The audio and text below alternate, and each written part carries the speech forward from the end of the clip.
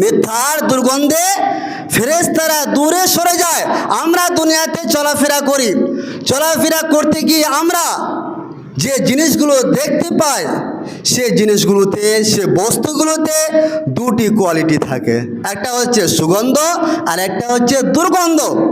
তাহলে সুগন্ধ আর দুর্গন্ধ আমরা এই দুটো জিনিস দেখতে পাই, কিন্তু আমরা যে কাজগুলো করি সে কাজের ধরন হয়ে থাকে দুই প্রকারের। ডিফারেন্স থাকে টু কাইন্ডস, দু প্রকার থাকে আমাদের কাজগুলো, একটা হচ্ছে ভালো, একটা হচ্ছে খারাপ। তাহলে ভালোতে কি থাকে? সুগন্ধ থাকে।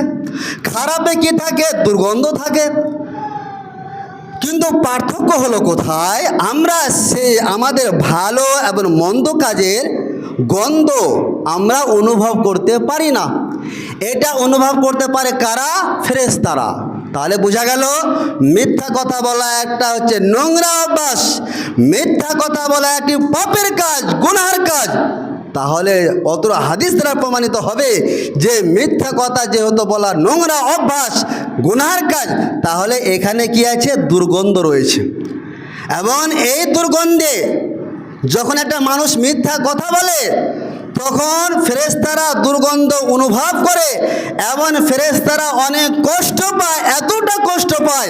নবী সাল্লাল্লাহু আলাইহি ওয়াসাল্লাম বলছেন, ইজা কাযাবাল আব্দু, যখন কোনো বান্দা মিথ্যা কথা বলে, ইনসারাফাল মালাকু মিসিরাতা মিলিন মিন রিহি কাযিবিহি, মিথ্যা কথা বলার সাথে সাথে ফেরেশতা ওই মিথ্যা দুর্গন্ধের কারণে মৃত্যুবাদী থেকে 1 মাইল দূরে সরে যায়।